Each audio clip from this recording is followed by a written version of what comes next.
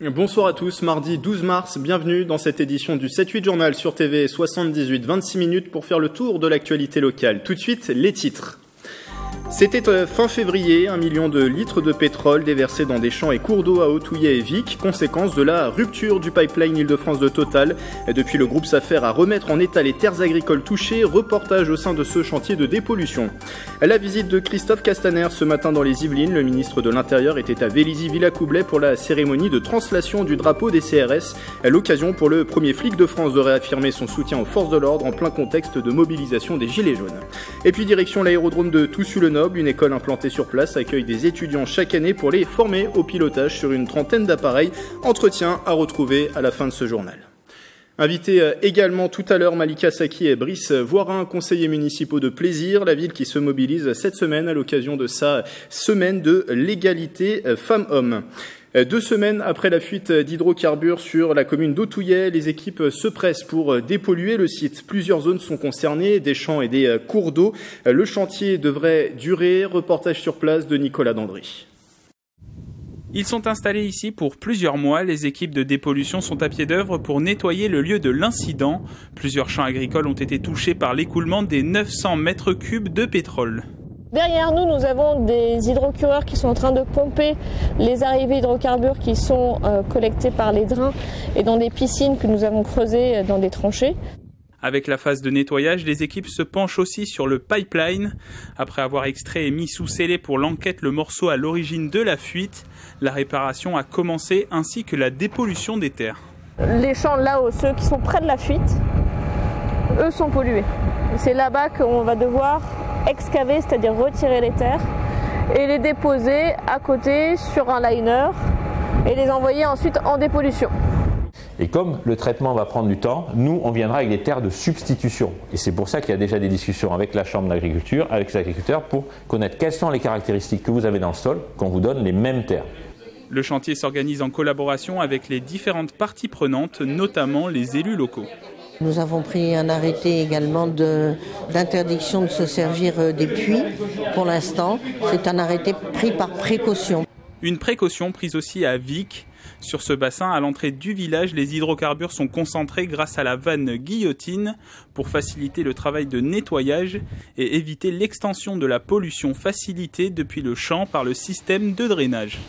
Le champ a été drainé, donc ce sont des petits tuyaux qui sont dans le sol, qui sont ensuite renvoyés vers le rue. D'habitude, ce sont des réseaux de drains qui permettent aux agriculteurs de ne pas avoir trop d'eau dans leur champ. La stratégie dans laquelle on s'inscrit, c'est vraiment d'enlever les accumulations de polluants restant libres, donc en surface, que l'on peut récupérer, collecter aisément pour libérer au maximum le milieu du polluant et d'installer régulièrement des points de contrôle. La durée de l'ensemble des travaux est estimée entre 6 et 8 mois, un calendrier qui pourrait être affiné. Total s'engage à indemniser les personnes impactées et à réhabiliter les zones des chantiers. Après des ennuis judiciaires au Japon, Carlos Ghosn dans le viseur de la justice française. Le procureur de la République de Nanterre ouvre une enquête contre l'ex-PDG de Renault, une procédure sur le financement de son mariage au château de Versailles en 2016. Carlos Ghosn est soupçonné d'avoir bénéficié à titre personnel d'un avantage en nature dans le cadre d'une convention de mécénat entre Renault et le château de Versailles. Il a obtenu la location du site et du Grand Trianon, une prestation d'une valeur de 50 000 €.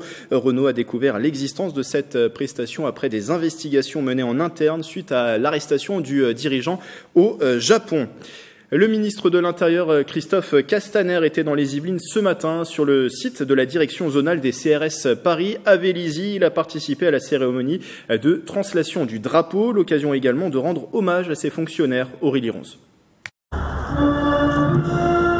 Revue des troupes pour le ministre de l'Intérieur Christophe Castaner et son secrétaire d'État Laurent Nunez. Ces fonctionnaires font partie d'un corps spécialisé de la police nationale, les CRS. Tous les ans, la direction zonale des CRS Paris, basée à Vélizy-Villacoublay, accueille la cérémonie de translation du drapeau. Cette année, c'est la zone sud-est qui a passé le drapeau à la zone est.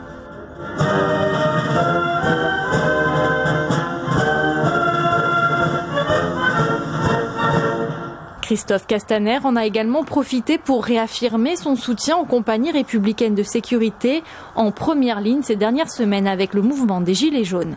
Nous avons souhaité être là tous les deux pour être aux côtés des CRS, les CRS qui sont sur le terrain du 1er janvier au 31 décembre, qui sont là pour protéger les Français.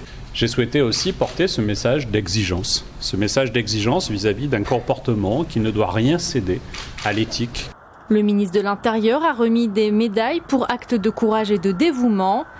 Avec un budget de la police nationale en hausse en 2019, Christophe Castaner a également évoqué des mesures à venir, notamment pour les 600 fonctionnaires de Vélizy. Vous faites partie intégrante du plan immobilier que nous avons lancé. 900 millions d'euros entre 2018 et 2020. Et vous en verrez les effets ici même, à Vélizy, où un nouveau cantonnement de passage devra être créé. Ces lieux permettent de mieux recevoir les compagnies de passage qui seront plus nombreuses à Vélizy pour les Jeux Olympiques en 2024. Les sénateurs, les Républicains des Yvelines aussi étaient en visite sur le territoire. Un cycle de rencontres initié en novembre par le président de la Chambre, Gérard Larcher. Après Saint-Germain-en-Laye, les parlementaires étaient à Versailles. Reportage.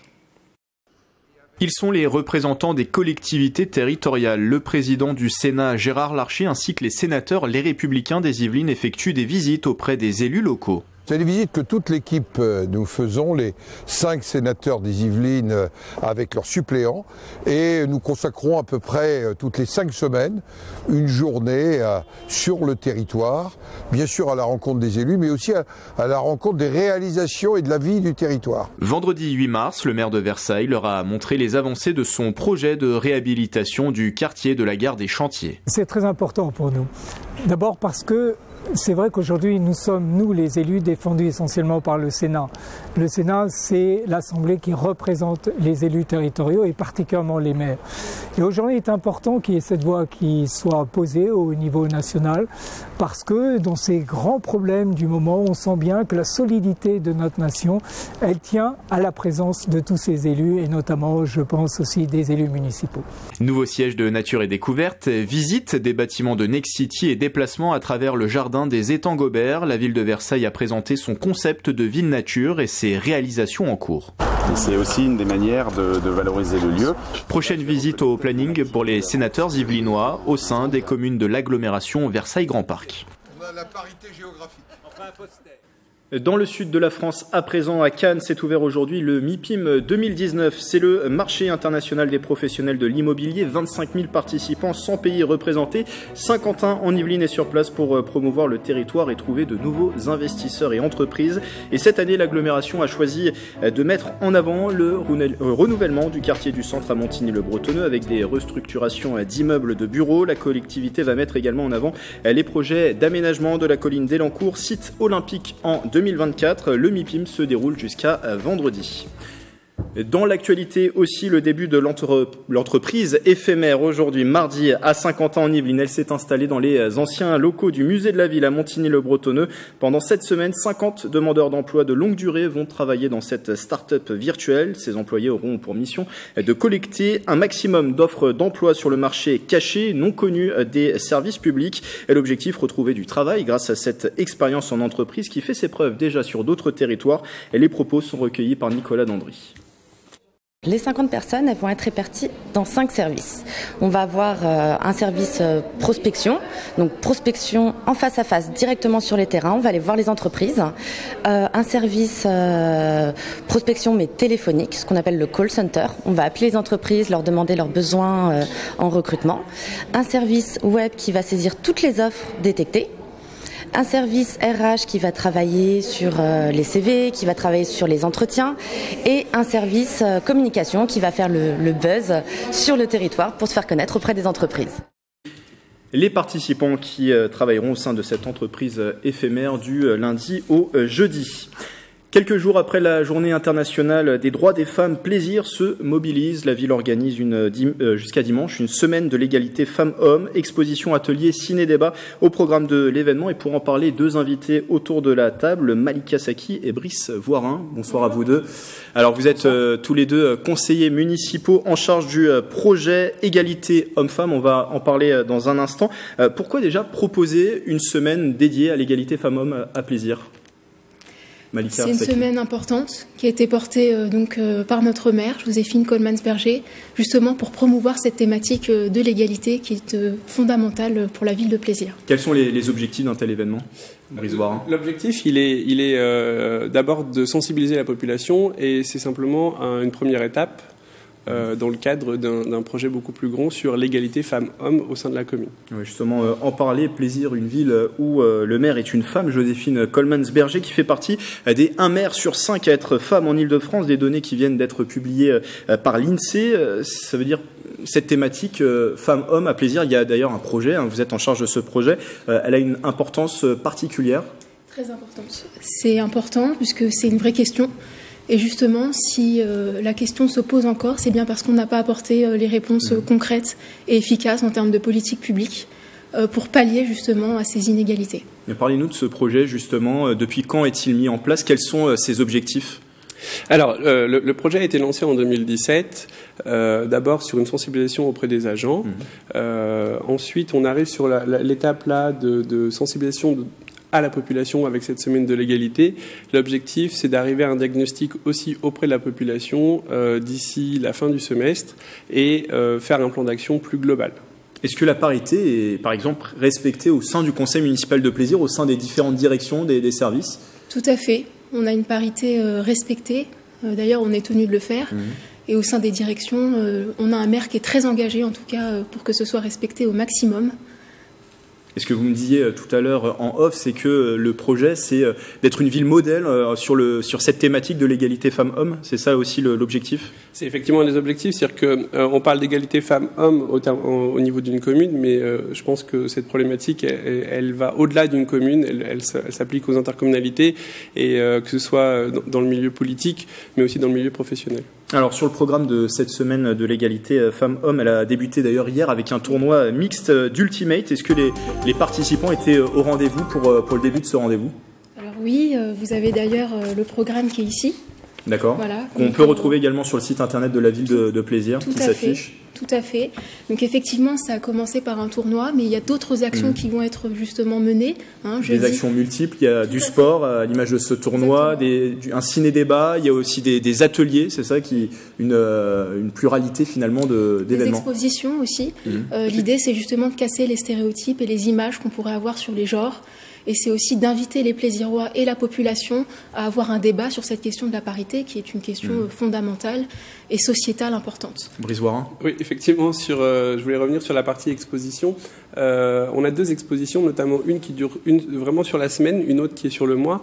Celle dont je voudrais parler, c'est l'exposition Héroïnes, où très souvent on a dans les BD des héroïnes qui sont plutôt masculins. Là, l'objectif, c'est aussi de mettre en avant des héroïnes féminines pour donner un peu des modèles au niveau des jeunes filles et des filles en général. Vous disiez casser les stéréotypes. Il y a d'ailleurs un atelier danse qui s'adresse aux pères et à l'enfant, c'est-à-dire que dire que la danse, c'est pas que pour les filles. Ça, c'est aussi dans cette idée de casser les stéréotypes. Exactement. Puis il y a aussi un aspect éducatif et pédagogique qui est aussi important. Et la ville de Plaisir veut promouvoir cet aspect-là. Donc la question des stéréotypes abordés, celui aussi de la place de la femme dans le monde de l'entreprise, notamment avec une projection du film numéro 1, ça sera dimanche, ça clôturera cette semaine de l'égalité femmes-hommes, un film où on suit les aventures d'une femme dans le monde de l'entreprise, dans le monde des grands groupes, puisque son objectif c'est de devenir dirigeante d'un grand groupe du CAC 40. Exactement. L'objectif de cette projection, qui sera suivi d'un débat, notamment avec Madame le maire de Plaisir, Joséphine Coleman-Berger, c'est de montrer un peu ce qui peut se passer dans les grands groupes en termes de plafond de verre. J'en profite par rapport à ce ciné-débat et pour revenir sur le projet plus globalement. On est en train de travailler avec l'Université de Saint-Quentin en Yvelines sur ce projet, et une des intervenantes de dimanche sera la référente égalité des chances de l'Université de Saint-Quentin en Yvelines. Donc c'est un film, je précise, de Tony Marshall et qui sera projeté au théâtre Robert Manuel dimanche. On peut retrouver, je le reprécise, tout le programme sur le site internet de la ville de Plaisir. Merci à vous deux d'être passés en plateau, Malika Saki, Brice Voirin, tous les deux conseillers municipaux de cette ville de Plaisir en charge du projet de l'égalité femmes-hommes.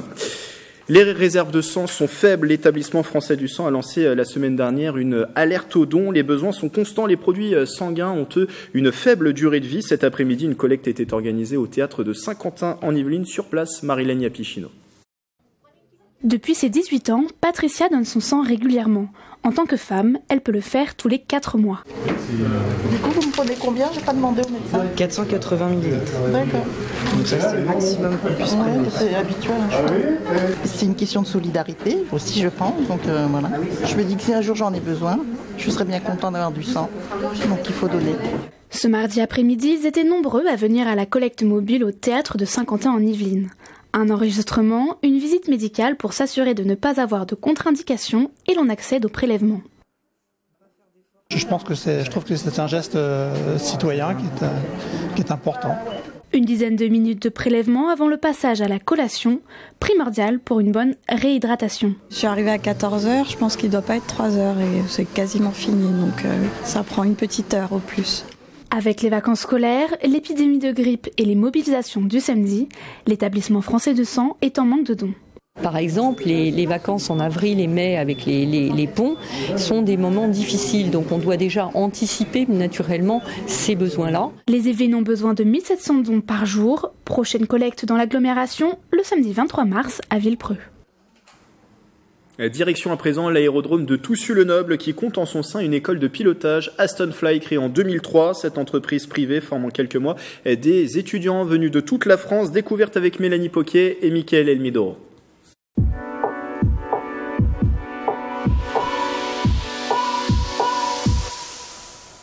Bienvenue à l'école Aston Fly basée à Toussus-le-Noble. Chaque année, une centaine d'étudiants sont formés au pilotage. Présentation.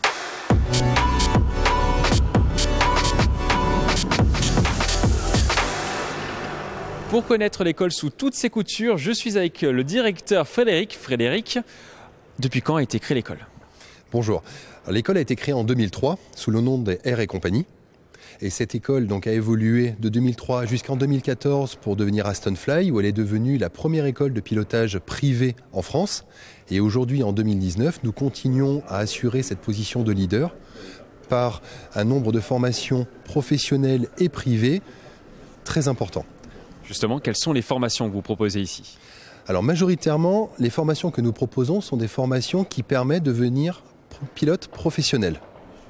Quand on dit pilote professionnel, c'est avoir la capacité, après l'obtention de sa licence, de devenir pilote dans une compagnie aérienne, dans une compagnie d'affaires, ou de devenir instructeur dans une école, comme chez Aston Fly. Le deuxième type de formation qui est proposé, ce sont les brevets de pilote privés qui permettent, pour du loisir, de louer des avions et de partir en villégiature, se faire plaisir quand le temps le permet et quand l'envie est présente.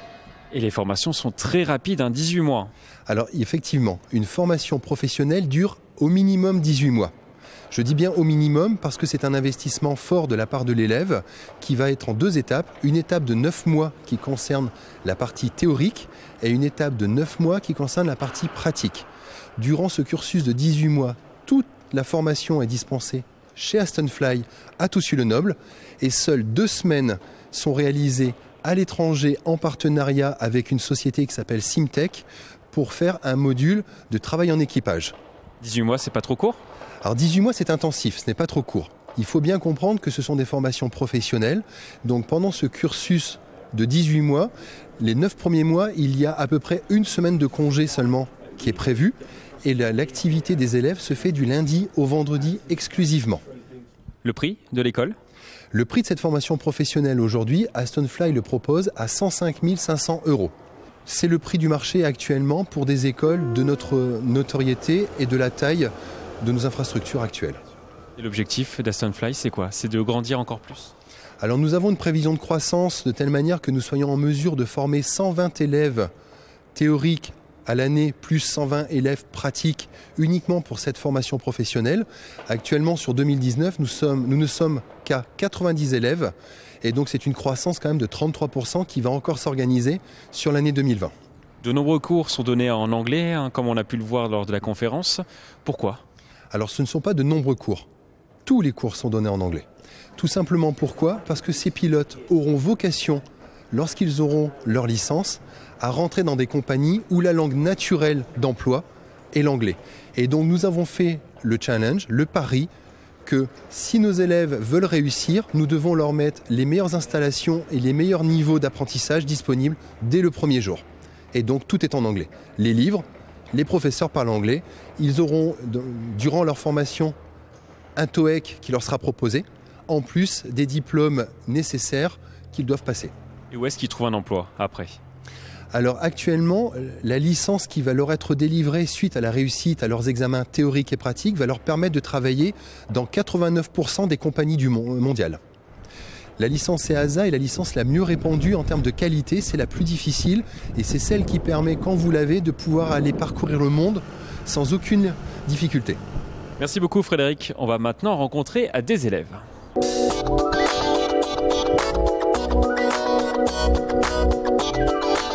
Je suis maintenant avec l'un des élèves de l'école, Nicolas. Nicolas, alors pourquoi vous êtes lancé dans cette filière ?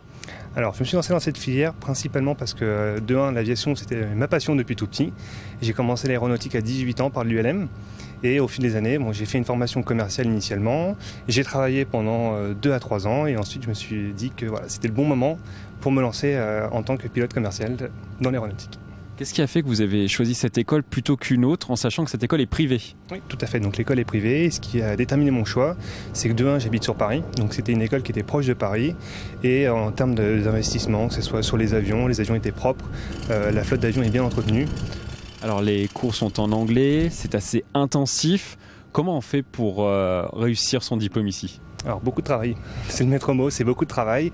La formation théorique dure 9 mois en anglais et oui, ça demande beaucoup de ressources à la fois pour, bien entendu, si on n'est pas natif de l'anglais, s'habituer à ça parce que voilà, c'est pas non plus inné de tout de suite comprendre l'anglais et surtout que c'est très technique. Donc voilà, ça demande un investissement à la fois en cours et également après les cours.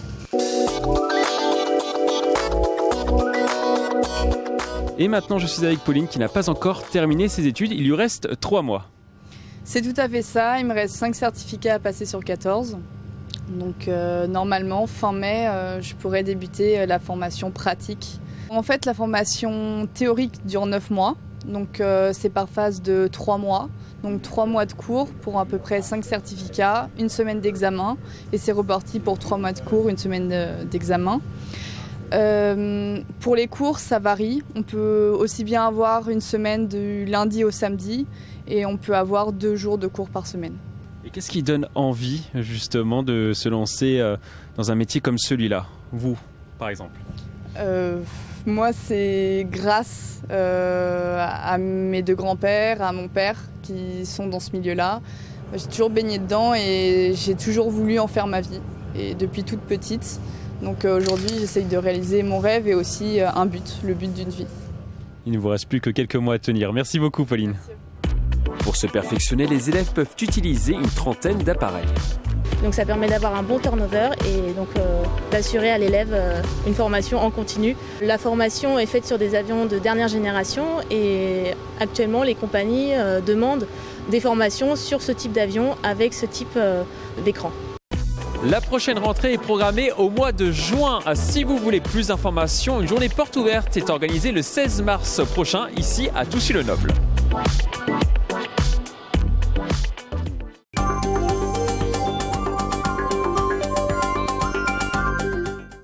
Allez, on clôture ce journal avec vous, Mélanie Poquet, bonsoir. Bonsoir. Le 20 mars, c'est le printemps, mais à Saint-Quentin, en Yvelines, il a pris un peu d'avance grâce à la poésie. Cet événement est au cœur de votre coup de cœur culture. Et oui, et je vais vous donner un petit coup de programme qui va arriver très très vite parce que le printemps de la poésie, il commence dès ce mercredi 13 mars avec un atelier à la médiathèque du Canal. Alors, Yves Gaudin, bien connu des Saint-Quentinois, puisqu'il s'est occupé d'insurrection poétique, ce qu'on voit à l'image. Mais demain, il proposera avec Olivier Journeau des lectures, des jeux d'écriture et de la musique. Et pour cette 21e édition, le thème, c'est la beauté. Et oui. C'est le thème national qui a été décidé. Jacques Fournier, le directeur des itinéraires poétiques, nous en dit un mot sur la déclinaison saint-quentinoise très personnelle. La beauté, et alors ? Que faire de ça ? Et donc on l'a décliné, mais en même temps, c'est un thème qui n'en est pas un. On s'en moque un peu. On emprunte tous les chemins qu'on peut emprunter, qu'on veut emprunter sur ce territoire pour faire en sorte que la poésie, qu'elle évoque ou non la beauté, soit présentée au public.